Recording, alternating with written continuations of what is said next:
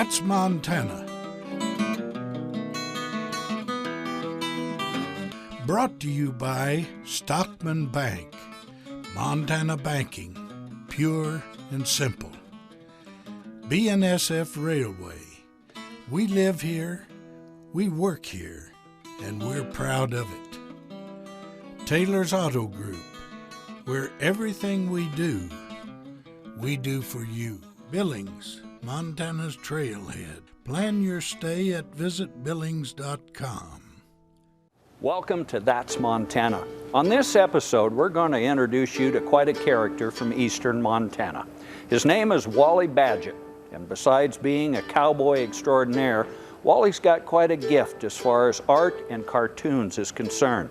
We're going to visit with him at his home, and he's going to take us to the world headquarters of his cartoon character, Earl. Here's Wally. Well, you've got some pretty interesting architecture around here and displays, I guess, with agricultural things. Where did all that come from? Oh, you know, my wife and I have just kind of picked this stuff up for years, I guess. We've always had the idea of a lot of this stuff, if it could talk, there'd be a pretty good story to tell. And there's a lot of these things that are things from the past that we don't even really know what they are. I got something I want to show you over here. Oh, all right. And while we're walking along here, but these are some agate gardens here. You know, this country's full of agates, and I pick them up and bring them in the yard and put them in here. Here's your souvenir from Earl's corporate headquarters, which we're about on the way to here. About the way to. Yeah. Thank you. You're welcome. And here we are at Earl's corporate headquarters. This is his private two-holer outhouse right here. And this is where a lot of the ideas for the cartoons come from, specifically the political ones. That's where I figured out how this trickle-down theory really kind of works in politics, is right here. John, and most people don't know this, and most people have never saw this, but most of the thinking for the political cartoons happens right in here, and there's something about coming in here and sitting down that I just immediately think about politics, and the thoughts just flow and trickle down. I noticed you've got a recurring character, or several characters in your column, the magpie. Tell me about that. Well, there's a lot of them that live here, and they're such gregarious birds, and I started drawing a few of them in the cartoons, and pretty quick people started looking for him in there. So I put him in there with a dog in every cartoon. Every cowboy has a dog, and they're usually in the way. And so the dog and the magpie are part of the Earl tradition. Don't go away. That's Montana. We'll be right back, and where Wally will introduce us to Earl and also the creative process.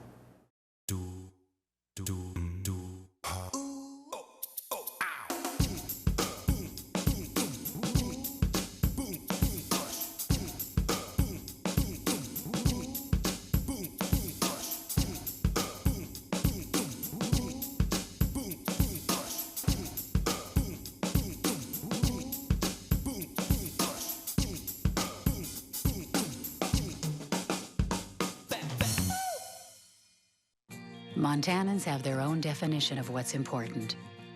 Trust in those you depend on is key to success. Integrity is a lifelong commitment to what's fair and right. And an uncompromised set of values leads to sound decision-making. In Montana, being part of a community means something more. Stockman Bank was born from these principles, and they guide the way we do business every day. Stockman Bank, Montana banking, pure and simple.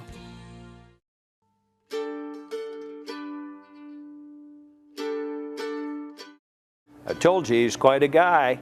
Now, Wally, where did Earl come from? Earl kind of happened by accident, I guess. Most of my life has happened more by accident than design. And back in the early 90s, I hurt my back, stove up for a couple months, couldn't do much. So I started kind of drawing this cartoon just to entertain myself. And I kind of had a lot of ranch and cowboy background, so there was kind of a lot of material to start with. And that's actually where it started, I guess, and it kind of evolved from there. I had no design to start with, for it to go on and be like a syndicated cartoon or anything, but that's what happened with it. It kind of grew in popularity. You know, when I first started drawing it, it was kind of a lot of inside cowboy humor, and a lot of people weren't actually getting the punchlines. So as it went along, I kind of had to redo things to make sure that the butcher and the baker and the candlestick maker understood what was going on in the cartoon, and so that's helped make it not necessarily just a rural cartoon, but something that people with no background at all in that area would understand what's going on. And I also have always tried to be careful that there's an element of truth in most of them, and things happen that all of us can relate to, and that's kind of helped it along as much as anything else, I guess. And then, like anything else, after you've done it for a while, you're hopefully anyway, your talent improves, and my drawing style improved a little as each year as time went by, and that's kind of where he's at today. I've had people ask me where the name Earl came from, and you know, I really can't remember. It's just something I kind of plucked out of the book of names, I guess. And no offense to any of the Earls out there, but I guess I really couldn't imagine a new mother with her new baby boy in her arms, looking at him and saying, I think his name is going to be Earl. But since I did this, there's all kinds of Earls out there, and most of the Earls are some of my best customers as far as buying calendars and books and that sort of thing. Well, you know, the process of drawing Earl, you know, it comes from kind of the eastern Montana, I guess you might say, because there's a lot of walking, real-life cartoon characters just walking around in this country. I guess I could be considered one of those. Some people do consider me that, and I guess, you know, I've drawn a lot of those cartoons off personal experience and things that have happened to me, but day by day, as you visit people in this country, they will say things, you know, in the course of a conversation that they don't even really, it's not meant to be funny, but it is. It's just the character of this country, and I keep my eyes and ears open all the time for something like that. You know, I was in law enforcement when I kind of started seriously getting into the cartoon business, and you know, people were calling the sheriff's office looking for the cartoonist instead of the law officer, and it hadn't caused a problem yet. You know, there were wonderful people that I worked with there, and but I knew it probably could get to be a problem before long, and rightly so. So I kind of had to make a choice of, am I going to be a cartoonist or a career law enforcement officer? And it was a kind of a tough decision to make, but that's what I finally did. And after that, while I was cartooning, I started helping coach the college rodeo team here in town, and the two things keep me, I'm not sure if they keep me busy or just confused and disorganized like I normally am. Artistic wise, I think my earliest inspiration would have been Will James here in Montana. In fact, there's several Montana artists that, and I don't think I'm have them elevated above anybody else just because they're from Montana. I think they're really the best there are out there, and that was Will James and C.M. Russell, of course, and J.K. Ralston, and also Stan Line. Stan Line that did Ricochet, I think is maybe the greatest cartoonist that maybe ever lived, and Montana raised also. And you know, when I was a pretty young kid going to a country school, when I was probably about in the 3rd grade, I found a dog-eared copy of Sand by Will James, and I had no idea who he was then, of course, but I opened that book, and here was all those fabulous drawings, and I was just enamored with that. And I think I wanted to be as good a cowboy as Will James drew in those books, and also be able to draw like he could. And I fell way short of both, but hopefully I've came close enough that I could pretend to be that good. This is the engine that connects abundant grain from the American heartland to Aaron's best-selling whole wheat, while keeping 60 billion pounds of carbon out of the atmosphere every year. BNSF, the engine that connects us. This is the engine that connects zero-emission technologies to breathing a little easier, while taking 4.6 million truckloads off the road every year. BNSF, the engine that connects us.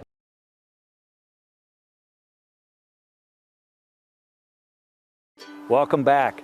Now, as we promised you earlier, Wally is going to show us what Montana winters can be like using Earl as the main character. Well, I do quite a few pictures or drawings, I should say, that has to do with winter. Specifically, I guess Montana winters is what I'm getting at. But you know, it seems like up here we're in winter quite a bit of the year, and I do some drawings. I'll do a kind of a blackout silhouette thing just for something different, for a little different effect. So this is one of those that I've done that way. It says, I'm sorry you rode all the way over here in this blizzard, Earl, but I'm out of toilet paper too. You know, when you're out here in the American West and you're not close to a store, it's pretty important, I think, to be stocked up on toilet paper. And speaking of that, I do quite a few outhouse cartoons just because outhouses are funny little buildings. Always have been, and they continue to be, as well as a necessary little building out in the country. They're used in all sorts of weather also. And this is the caption. And actually it shows Earl. He's still baling reed out there, big snow. And Earl. And this was kind of inspired by a neighbor of mine down on Otter Creek. This picture here, a guy by the name of Jim Lee, still ranches down there. He told me one time, Earl, he never actually finished doing anything. You know, he fixed fence in the spring till it was just too late to fix fence. And he put up hay in the summertime until it was too late to put up hay. And then he just moved on to the next thing, but he never actually finished anything. And a lot of that was Jim does all of his own work, and he's always short-handed and got a lot to do. Just kind of a typical Montana rancher. Here's another kind of a silhouette blizzard drawing. Caption says, "There's home, honey. I'll start the coffee while you get the heifers at the Badgett place. It's only 6 miles and don't get lost in this blizzard." And Earl and his missus are driving cattle home in a winter storm. And this was kind of inspired by down where I came from. You know, people run their cattle in the Custer National Forest. Late in the year, you can sure get into some bad weather. One time I'd ridden all day with some neighbors, the Trussler family down there, in a sub-zero weather. Snow was deep and we're driving our cattle home. And it took us all day, just about almost to dusk, and we got into our pasture, and I dropped off with my cows. And the Trusslers, they still had 6 miles to go with theirs, so that's kind of what inspired that one. Here's another winter scene. It shows Earl. He's got a newborn calf that he's trying to help up out of the snow. And he says, "The trouble with ranching in this country is that when the weather gets intolerable, we still have to endure it." And that's sure a true statement up here.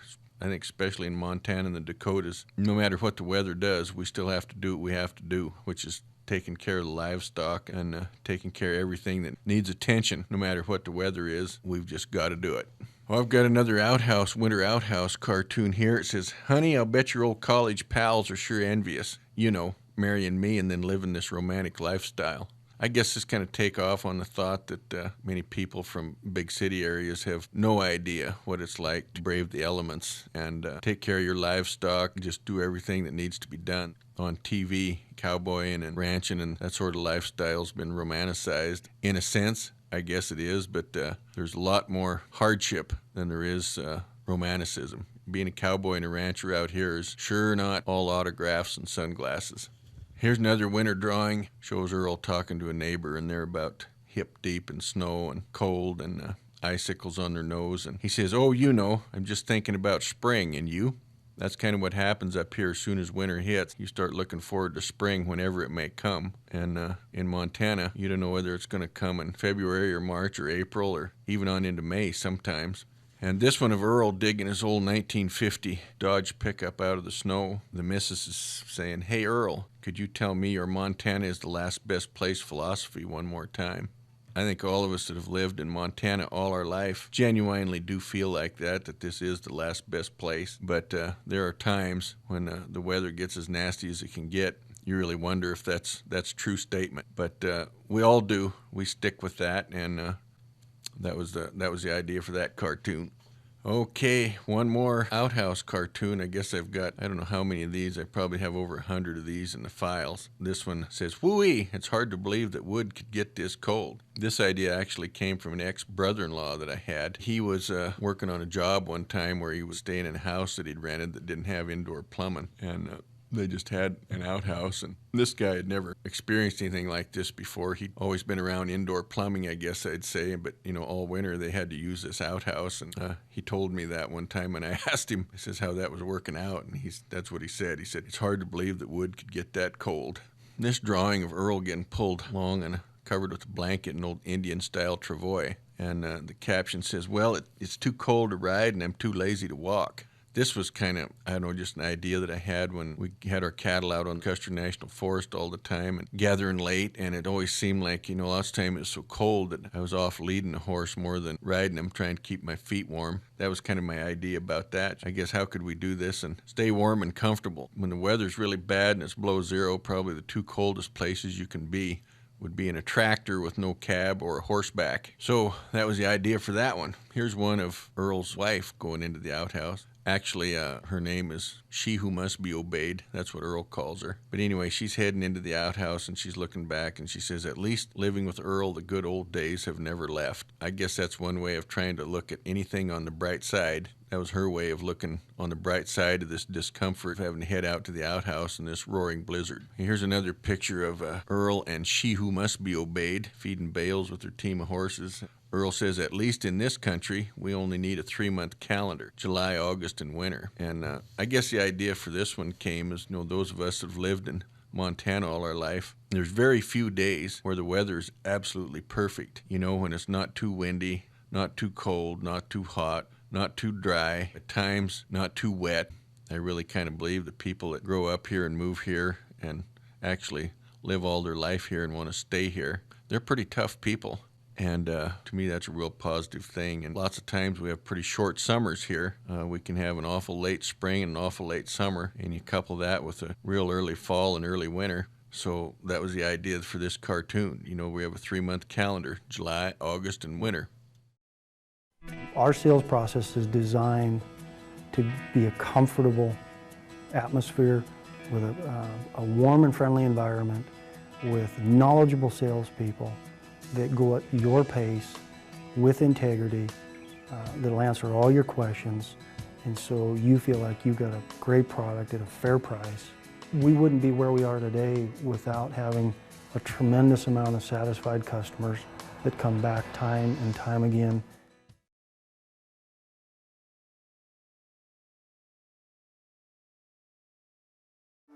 And now, Wally is going to share with us some of his philosophy, his friendship with Floyd the cat, and what he thinks about life.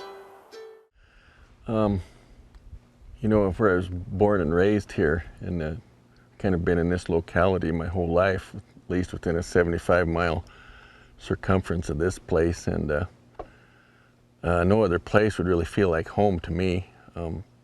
Obviously here where we live, it's a place of extreme climates. It can be the hottest place in the country or the coldest any given day, but it kind of keeps the population down in this part of the country, and that, for me, that's not all a bad thing. And the people here, I don't know any other way to say it, but I think they're the salt of the earth. And no matter what happens, I think I'll probably always be here. It's kind of vogue anymore, I think, for people as they get older.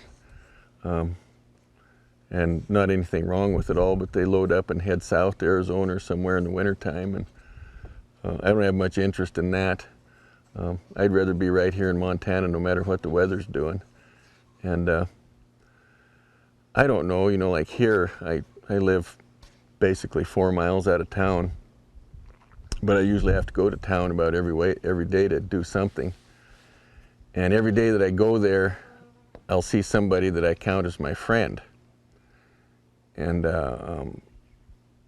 geez, that's just, to me, it's a wealth that you just can't replace. And not only will I see one person that I'll see that I feel like I can count on as my friend, there'll usually be several. And it just gives you a good feeling. It's a whole big family. Montanans are, I believe. You know, there's an old cowboy saying that if you've had one good wife, one good horse, and one good dog, you've had a successful life. But I kind of refute that, because I think every cowboy ought to have his own personal, really good cat. And so I've accomplished that. This is Floyd. And Floyd and I are awful good friends. And I'm proud to call Floyd as one of the family. Floyd was actually my brother's cat. And my brother passed away a couple years ago. And so I adopted Floyd. Me and my wife did. And we're sure glad we did that. And he's pretty happy out here in the country. Before he was kind of a town cat, but he adjusted nicely. Well, we were talking earlier about when you go somewhere, that feel-good feeling about coming home. Yeah. Because you said, what, a 75-mile radius that you had lived in? Yeah. Tell us a little bit about that. What's the draw? I don't know, I guess there's just no place like home. I grew up on Otter Creek, which is about 75 miles south of here. And it's a little different topography of country than here. I mean, you wouldn't think it could change that much, but it does. But, the people are the same. And, with all the changes in the world, there's a few things that do stay the same. And, that's the Montana attitude. And the mountains, prairies, and streams, are pretty much like they were when they were created, I guess, and kind of a sense of security.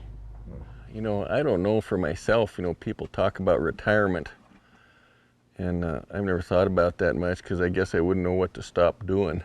I don't have a lot of really lofty goals, I guess. I just kind of want to keep on doing what I'm doing. I'm interested in having my cartoon keep moving along. It moves along a little bit each year. It's one of those things that I would do even if I didn't get paid for it. I guess the reward I get off that is if somebody comes up to me and they really got a kick out of something that I drew. That's my biggest payoff. And my other job of coaching college rodeo, I don't know, I think the best thing I can get done there is to try to teach those kids the importance of integrity. And you don't leave this life with anything, but I think you probably take your integrity with you, and that's probably the most important thing. And I think I'd like to be known as a person of high integrity.